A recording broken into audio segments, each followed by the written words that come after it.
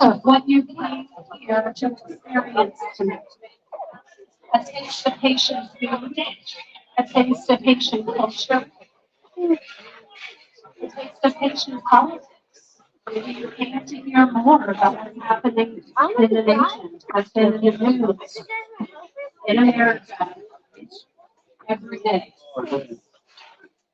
And the taste of the challenge. The challenge for each of us. I'm so confused. Which way? And see the work that the Lord is doing in Haiti, despite the difficulties that are afflicted by the nation. The challenge to join with Gonave Haiti missions to meet the needs of amazing people of Gonave, to multiply our impact, our reach, and this is a fundraiser, so our revenue. Am I right? Can I get a round of applause for that?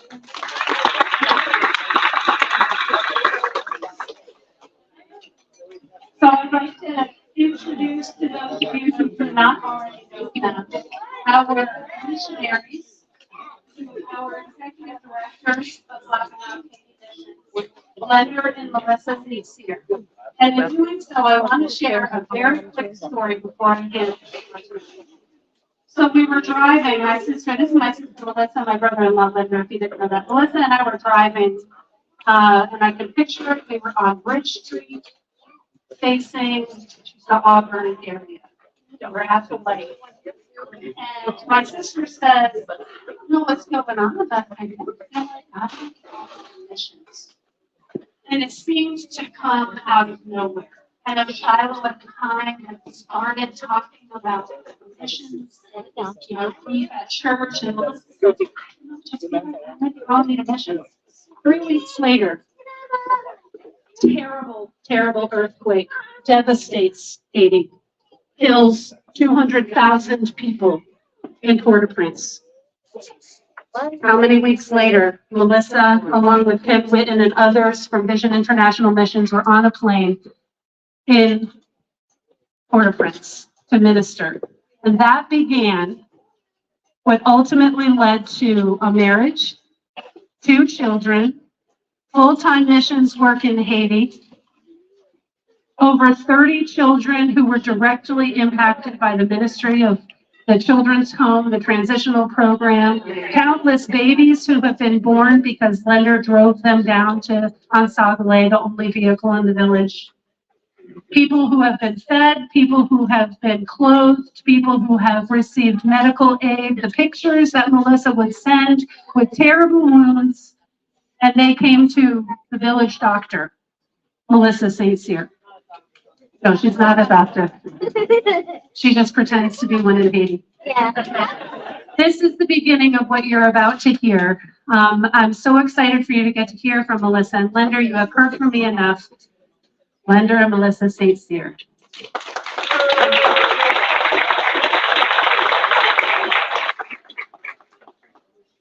Bonsoir. Good evening. C'est un plaisir pour nous la aujourd'hui. It is a big pleasure for us to see you all here tonight. Nous allons parler de Haïti. Say that again? Nous allons parler de Haïti. Yes, we're going to talk about Haiti. So, nous disons merci. Comment manger à terre? How was the food?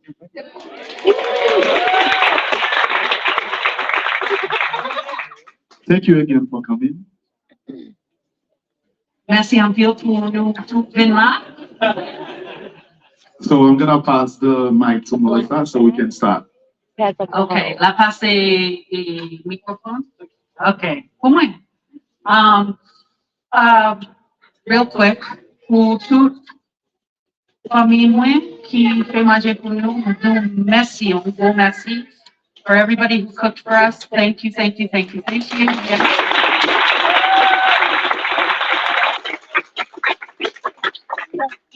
We have an amazing family who came and cooked, and we had family who stayed with my kids today so that we wouldn't be tripping over them while cooking and decorating. So we just have a great family, and I'm really thankful. So yeah, so we're just really happy to. This is our 3rd year doing this event, and we're just grateful that we have a continued ability to do that, and do this every single year. We're gonna dive right in, okay? We're gonna dive right in and we're gonna give you some updates as far as what is going on with Haiti. Okay, so this is Haiti's government structure, okay? Just to give you a little bit of political stuff happening, okay? Because we can't really give you some of that background without giving you political. So Haiti has a president, obviously the head of state, and that is by popular vote, okay? They have the prime minister, which is the head of the government and is appointed by the president. They have senators, which is again elected by the popular vote. The senators hold a term of 6 years, and then they oversee the different departments, equivalent to like the U.S. state. So Haiti's really small, but they have departments within Haiti, and that would kind of be like our U.S. state.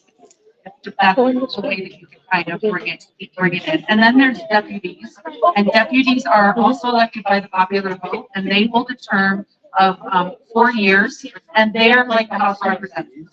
So the deputy is like the U.S. representative. So,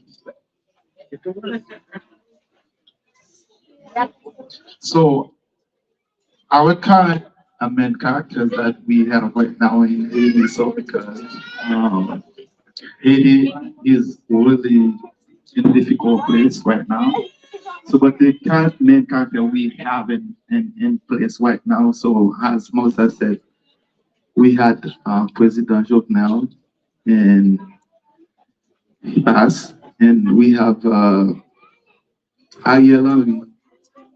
He was our former prime minister.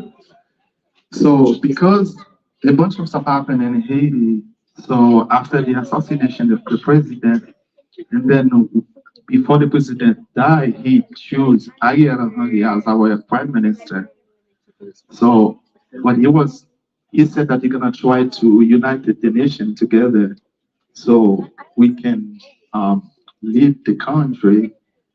But Ariel didn't really did that, and then so the country is like going like really deep down. So and we don't have I can say that no way out.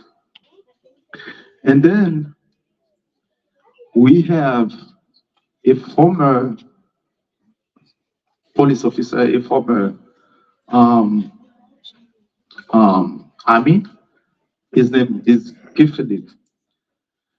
That guy was elected senator for Haiti, but before he get in front of the judge to sign to take place,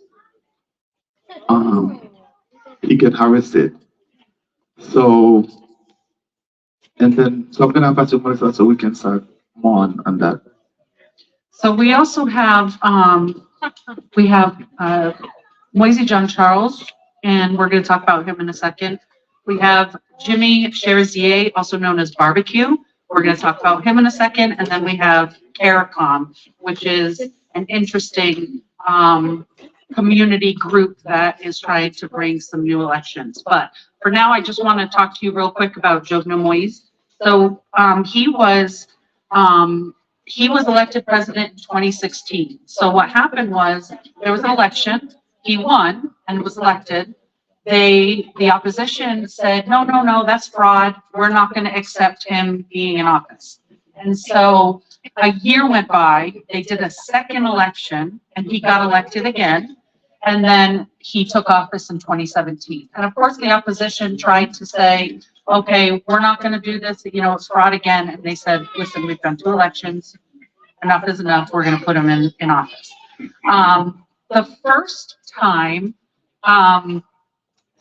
he served 4 years, and he was supposed to serve 5. So presidents of Haiti actually served a term of 5 years. And after 4 years, that's when he was assassinated. And a lot of people during his presidency, a lot of Haitians actually thought that he was doing a lot of good. He was trying to do like the like the water turbine power, the electricity, creating electricity with water. And then he was creating some infrastructure, roads, things like that.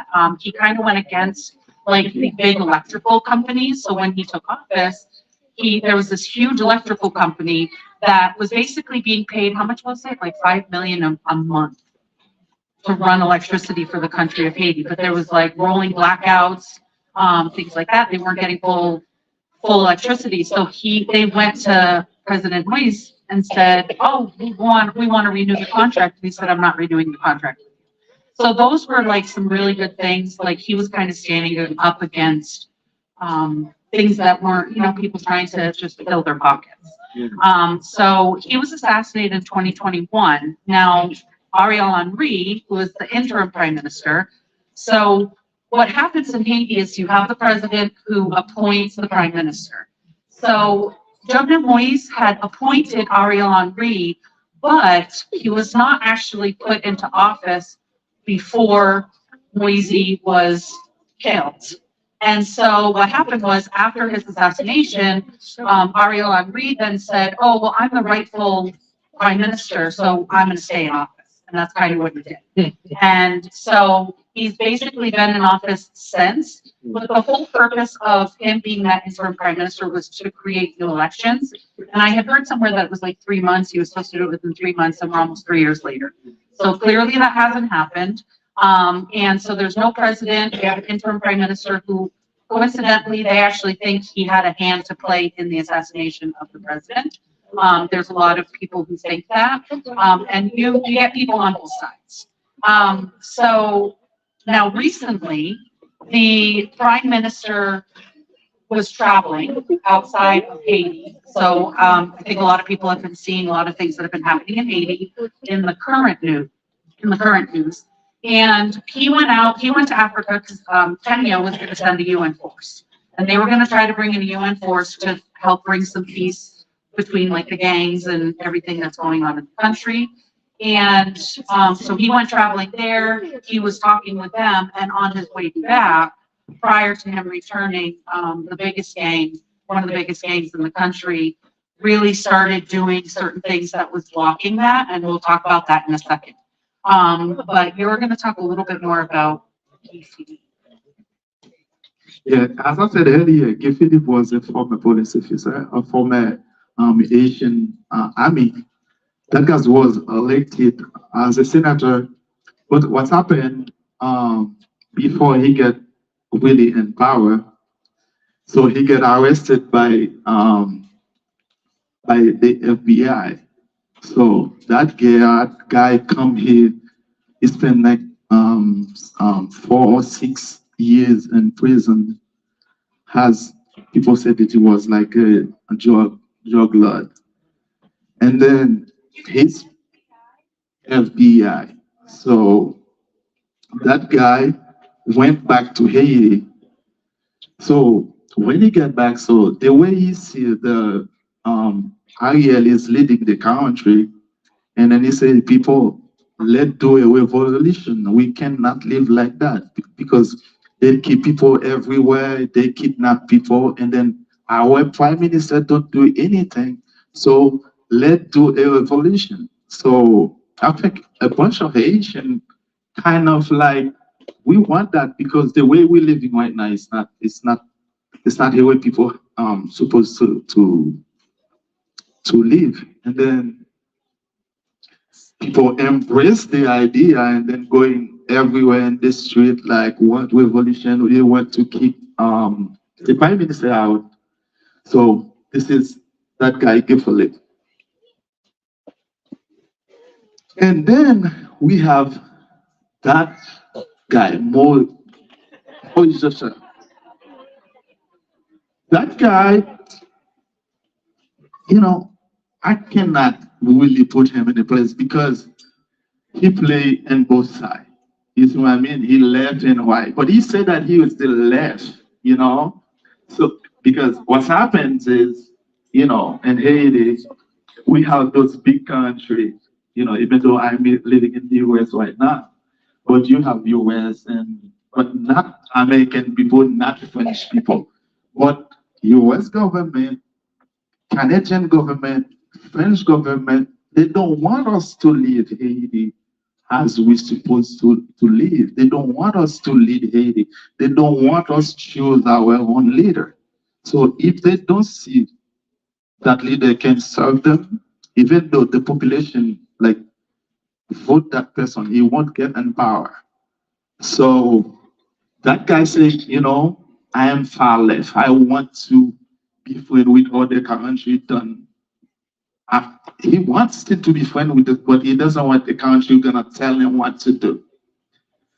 But recently, we find that guy. He he was not the guy that he said he is, because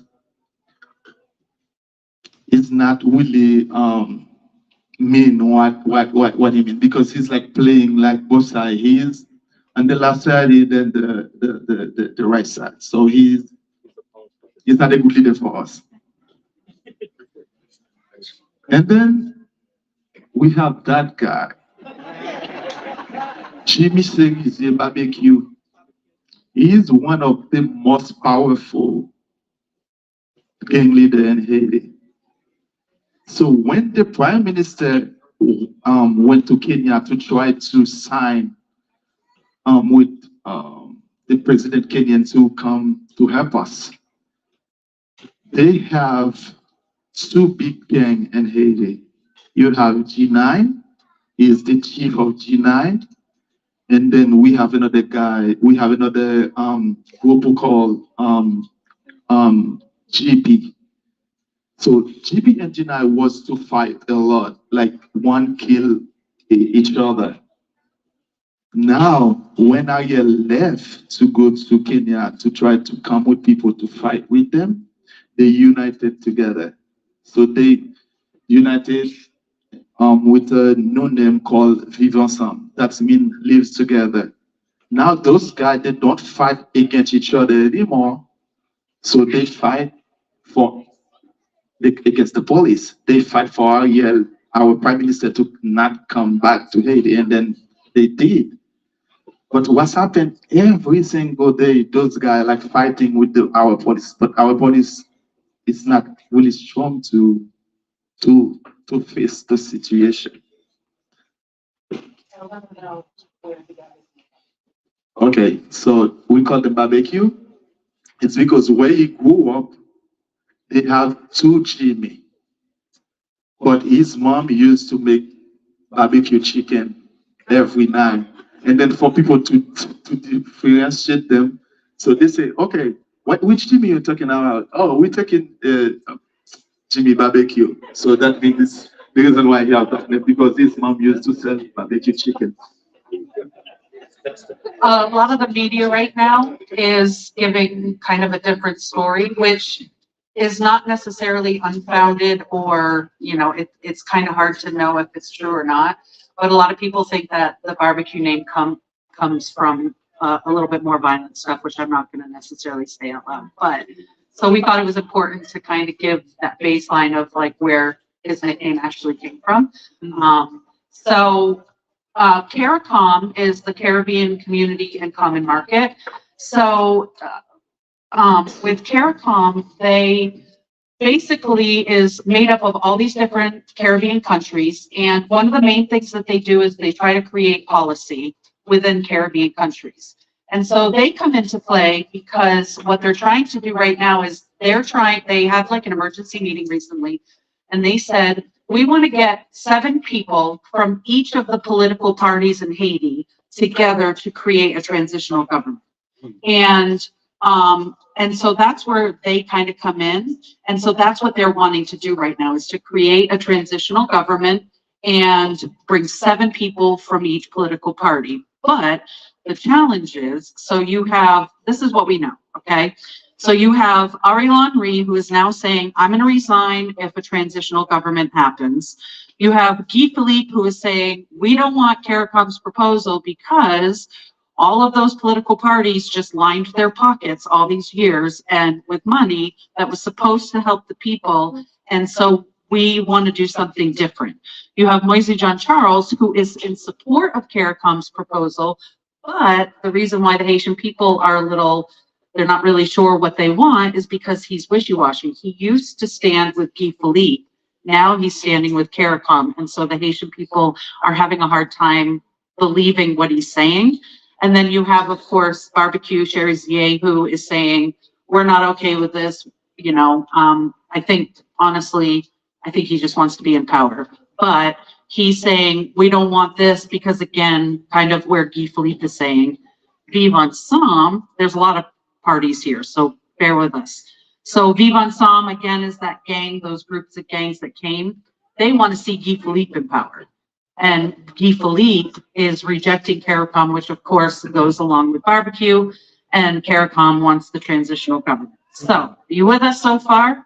I know it's like, oh my gosh, political stuff, but I think it's really important to kind of give that backstory for people to understand where Haiti's at right now. And we're gonna show you what's going on. So just to give you an idea, this is kind of some of the stuff that's happening. So from 2022 to 2023, 122% increase in gang-related victims. That's a huge jump in numbers. More than 300,000 people have had to leave their homes recently because the gangs are literally just trying to gain new territory. They said that just in January alone, more than 1,100 people were either killed, injured, or kidnapped, just in the month of January. And there were some reports that were saying that that month was probably one of the more difficult months, if that's the best word I can use, based on all of these things that are happening.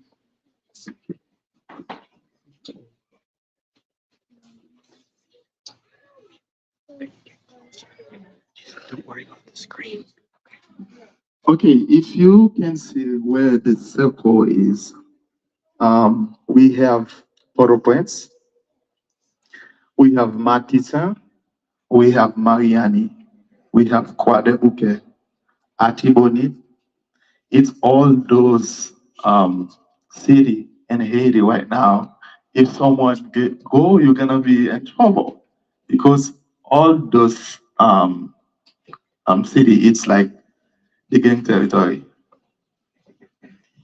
And if you look at where the stars are, so these are the major exit points when we're going and serving, when we've brought teams in the past. So you have one in Port-au-Prince and you have one in Cayes, which is further up. So what we used to do, what Sherry was talking earlier, is in the olden days, when I first started going, we would fly into Port-au-Prince, we would drive up the coast to Cayes, take a ferry over to the island. When things started getting a little more rough, we would have to charter like a 5-seater or a 9-seater plane. There's an organization called Mission Aviation Fellowship. They're an amazing organization.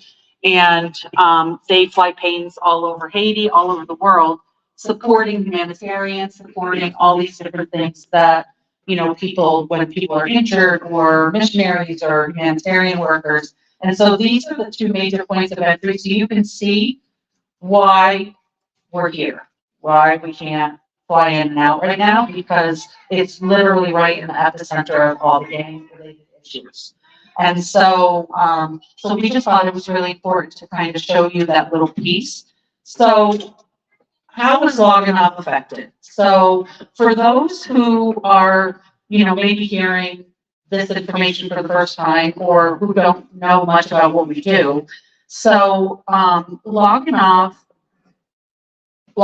is in the Gulf of Gonave. So you can see Port-au-Prince is in the center of that backward sea, and the island in the center is where Gonave is. So that's where our organization primarily supports and administers. And the island itself is like 10 miles by 37 miles. And it takes us like 2 hours to go 13 miles because of how the roads are. And so I always think, like, when we first come back to the US, I go 13 miles and it's like 20 minutes, 30 minutes. And it takes us 2 hours to get where we have to go because the roads and you're weaving and it's crazy, but it's so much fun. It's seriously so much fun. I can't like put it into words how exciting it is. It's like I was 30 when I started going. It's like the most fun I had in my whole life, seriously. on the back of those trucks and you're wiggling and, so there's only two ways to get to the island, okay? You are either gonna go by boat or you're gonna go by air. Now, can you see this? That's up the airstrip. It's not long. And it's rocky, it's like a dirt road. It's like what we would consider a dirt road. And that's what they're landing planes on. So that's why they don't do the big planes, they're doing the small planes, but they actually shut down the airstrip for a little bit because there was a pilot who hit a rock the wrong way and kind of took a nosedive. But I think after the fact, he was not fully licensed. So we take the ones that are licensed. Come on and team with us. So I have to tell you this story real quick. So my first trip to Haiti, not my first trip to Haiti, sorry, my first trip to the island. It was June of 2010. And this was in the days where we would drive up the coast. And so we're at Cayes, we're waiting for a boat, and Pastor Samuel, who is the pastor who we were working with at the time. So he is like waiting and he's calling people, and this was the day when they had like those little cheapy Motorola phones. So he's got like this little phone and he's calling people, and we're sitting at the ferry, the whatever it's called. So we're waiting, and all of a sudden in the distance we see this like Haitian sailboat. And so it comes up and it docks, and Pastor Samuel's like, okay, this is the boat we're getting on. And I'm like, man, Pastor Samuel's the man. He's got like this sailboat just for our team. And now, mind you, there's a lot of Haitians around us. And, you know, our team is like loading up our supplies and they're putting everything in. And our team gently gets placed on the boat. And no word of a lie, as soon as our last team member loaded up on that boat, all chaos broke out. Haitians were jumping in the boat and throwing boxes of stuff, and boxes of clothing were falling in the water, and people was yelling at everybody. And I'm like, oh my goodness, what is happening? And we had somebody on that team who I think they lost themselves for a second, and it was actually Scott Reiner. And he's yelling at Ken, and he's like, get in! We gotta get off this boat right now! And he's just screaming, and Ken's like, just, you know, and everybody is just loading in. And let me tell you, 4 hours, because we were packed solid with people and goods and everything. And that boat creaked back and forth for 4 hours. But we made it. We made it. And then the next day we took a 4-hour truck drive somewhere else. So, but there's other modes of transportation too. Like they do have speedboats now. And you do want to wear a life vest because the speedboat drivers like to show off. And they also have like a ferry, like a makeshift ferry. But right now, it's all shut down. It's not, nobody's going to and from. Not even the only thing that's traveling to the island right now is the UN helicopter. That's it. So how like Gonave is affected by everything happened in Haiti? So the island of Gonave, where I'm from, we don't have that much violence. We don't have violence. But the thing is, yes, but the thing is, because back in the day, so Gonave, we used to have a lot of food, so we grew up our own food. But what's happened, so by cutting all those trees, and then we don't have that much rain anymore. So we have to go places, we have to go to the mainland to buy our food. Because of taking every territory right now, if you have a vendor who went to the mainland to buy some goods, and then when they come with it, so it has to be triple the price because sometimes they can get kidnapped, they can steal the money, and then when they come with the stuff, so we don't have money to to buy it in the island because it's too dang expensive. So, yeah.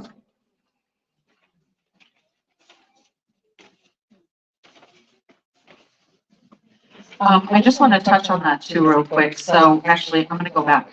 So the picture on the right is actually an aerial shot of T-Palmise and the market. So every Tuesday there's 5 major markets on Maganov, and T-Palmise is one of them. So every Tuesday you have a traditional market, mostly foods, but they also sell like used clothing, new clothing, all different kinds of things. But that place gets packed on Tuesdays, let me tell you.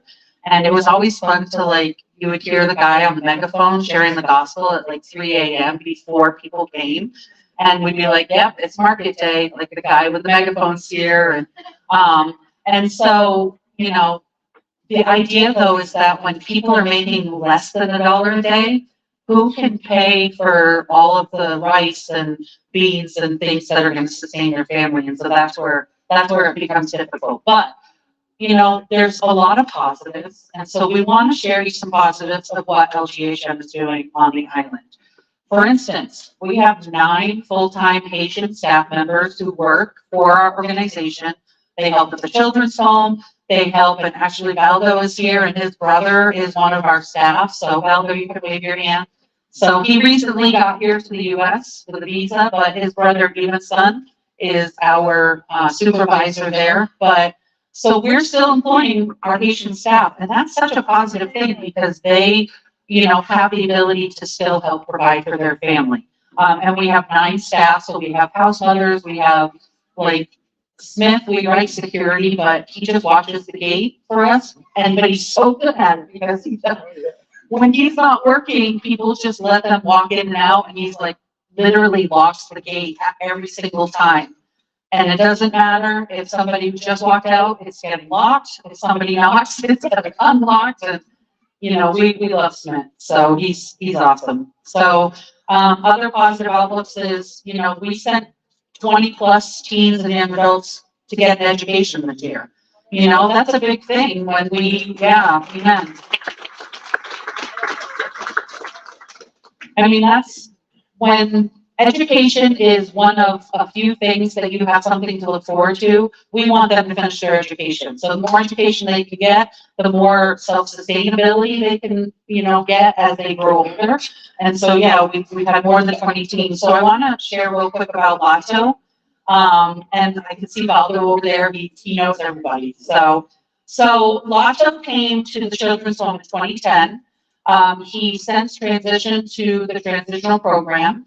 He, this past July, he finished high school level and he passed the government exam. The government exam, very few people passed this last year. It was very difficult with all of the things going on in the country. So for him to have passed, we were just so proud of him for passing because it's a lot of work. Yeah, amen. Since he graduated, he went back to the school. He started teaching English. And that's a really great thing because, those kids love to learn English. He also has his own barbershop. He does hair. He loves doing hair. He's really good at it. And he paints. He paints murals, which serve as billboards for the different businesses. So he gets paid by businesses to paint murals for their business. So these are positives. He learned, he, succeeded, and he's moving on. And, he's going to be aging out probably in the next year, but we're believing that he's going to do really good things, because of what he's already showcasing before even aging out of the program. So our motto has always been to join with and empower Haitians in their efforts to become healthy, to become self-sustaining. We want them to be self-sustaining members of the communities, right? And, in helping to create self-sustainability, agriculture is one piece of that because like Glenda was saying, because all the trees got cut down, there are some organizations on Loganaw and individuals that are trying to do reforestation projects on Loganaw, but it's a really slow process. But in that process, there are a lot of people that are trying to teach agriculture and get people to start doing their own vegetable gardens. And because the more people that do that on Loganow, the more self-sustaining Loganow can be, and they don't have to rely on going to the mainland to then provide for their families because they're doing that on Loganow. And we have a piece of land just a little bit down from the children's home where we've been building the missions house since 2018. We still need a roof. We'll get there someday, God willing. But these kids and teens are more important, right? And so we prioritize what needs to happen. But Lender and some friends of his and some family, even the kids at the children's home and in the transitional program have all had a part to play in the vegetable gardening. And some positive things that came from that is not only the people who were helping Lender, they got vegetables from when they harvested, and also sold vegetables in the market, which made money, but then also used vegetables to provide for the children's home and the transitional program. So it was a really cool thing to see how it factored into like that three-piece model: children's home, transitional program, and community. And so it was just really cool. And that's what we want to see, is more things that we can create self-sustainability for the people of Loganow and encourage them to do those things. So, where so our organization, we're working, it's a place called Tipalmis. But me, I come from a little village called Bouziet. So there, my parents, they have a lot of land over there. And so we have a program like like the organization, we buy a bunch of goods. And then so to put there. But recently, when I went to Haiti in December, so we have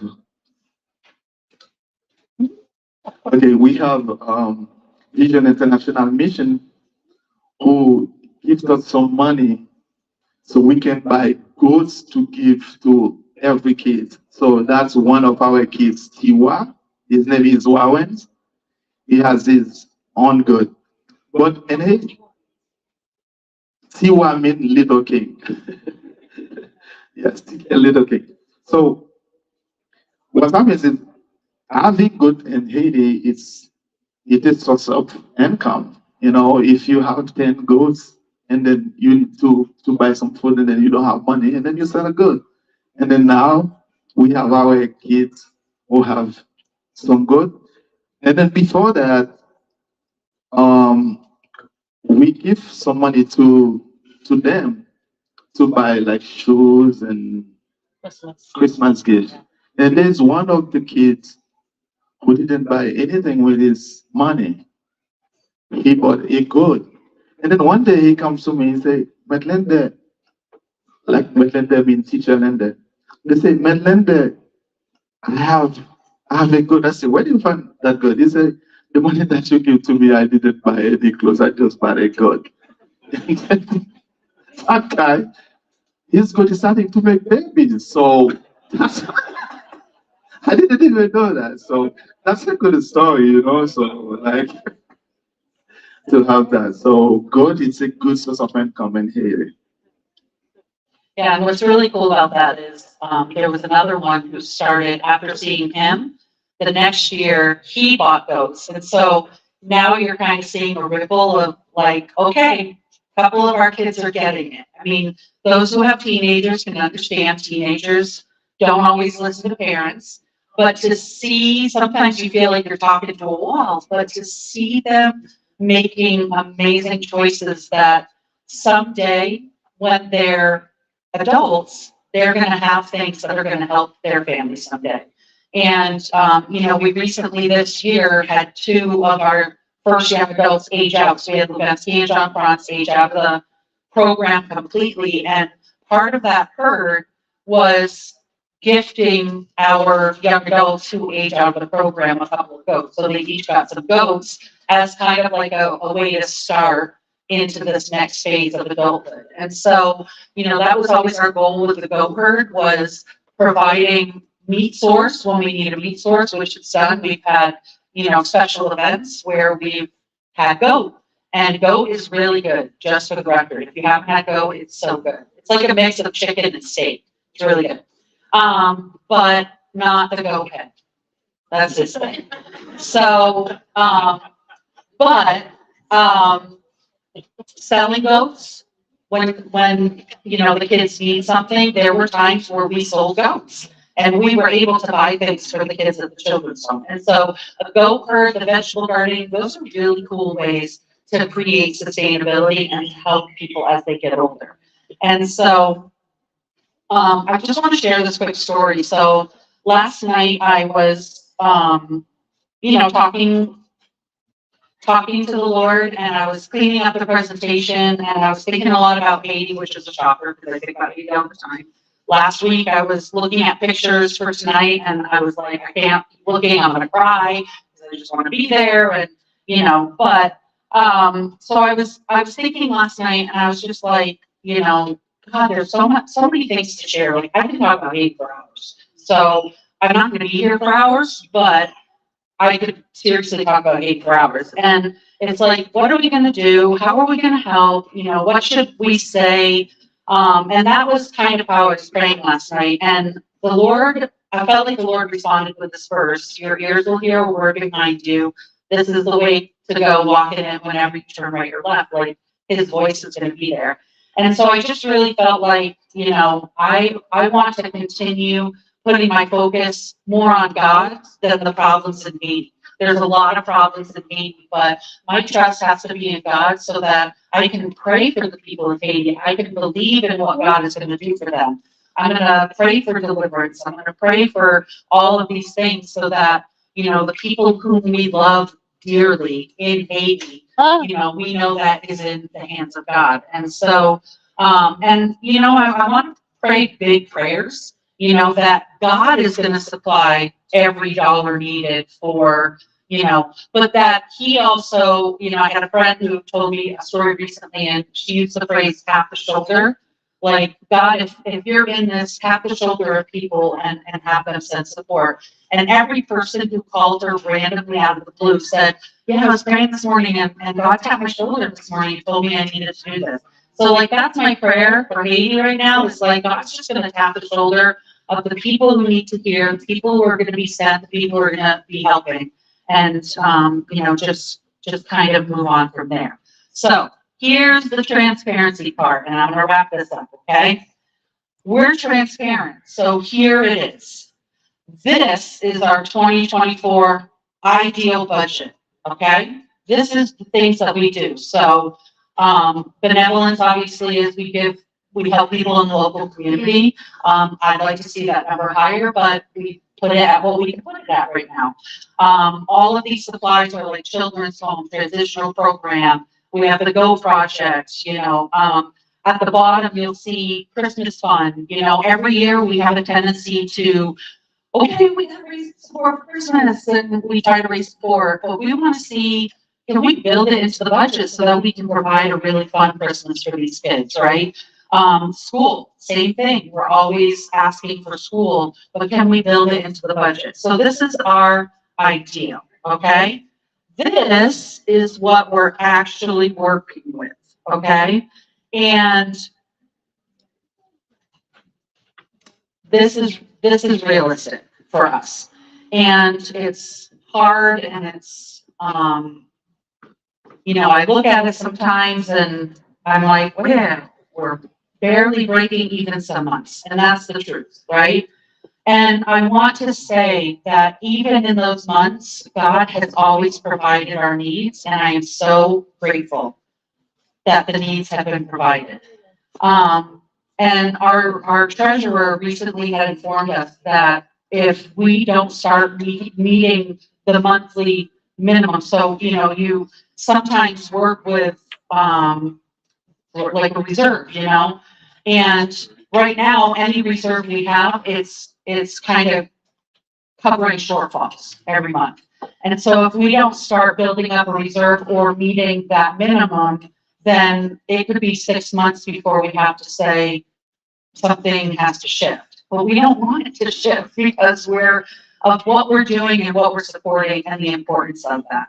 And it's scary. It's scary to hear that you have shortfalls. It's scary to hear these things.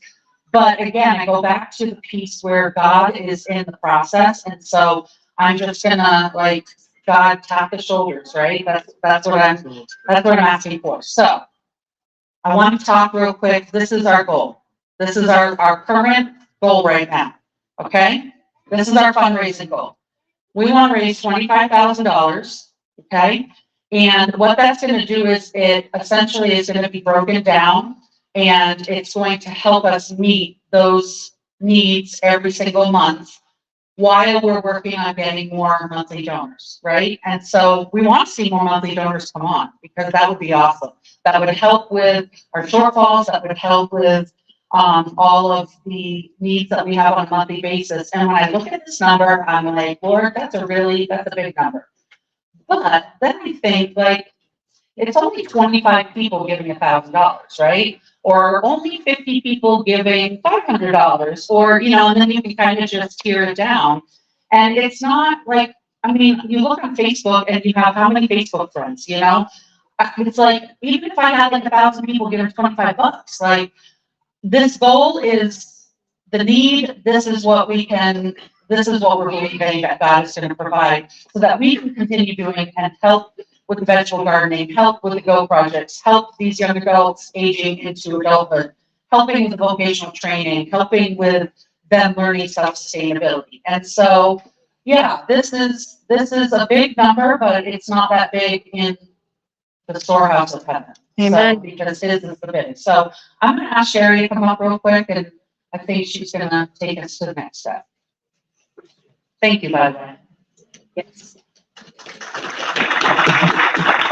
Our missionaries, our visionaries, the ones who have learned the language, who were born into the language, who have birthed babies who now speak the language.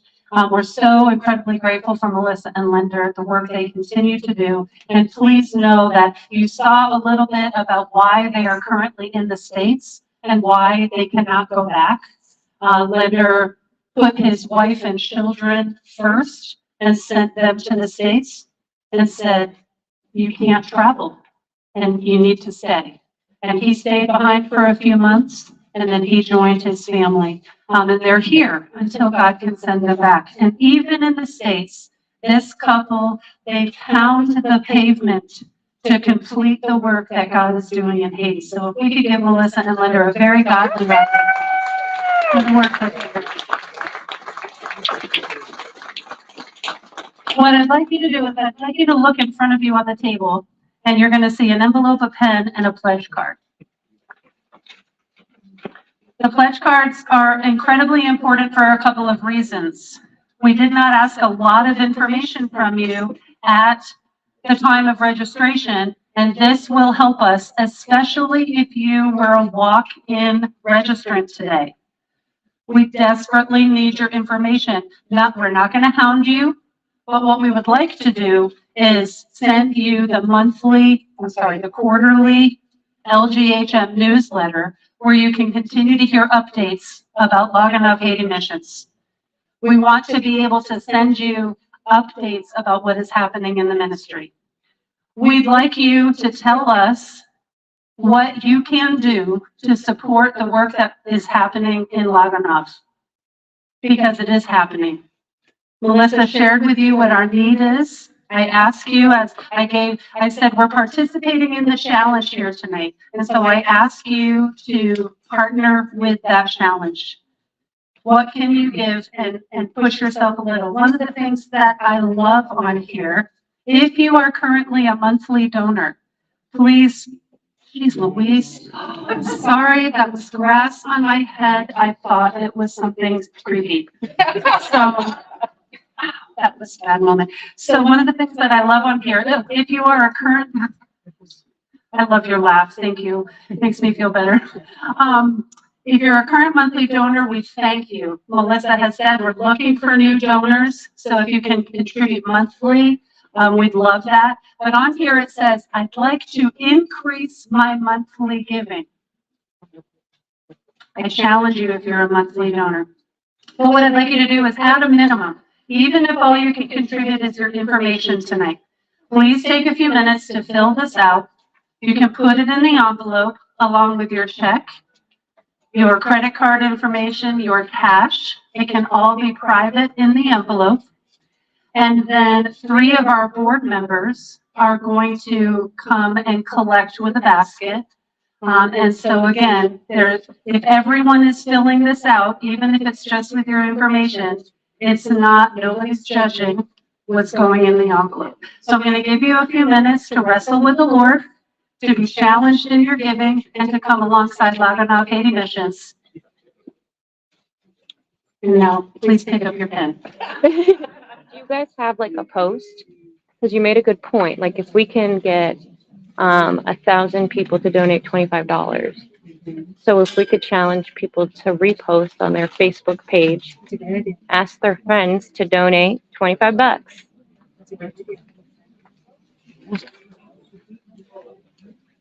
Yes, we can. I also failed to mention when I told you about dessert that there is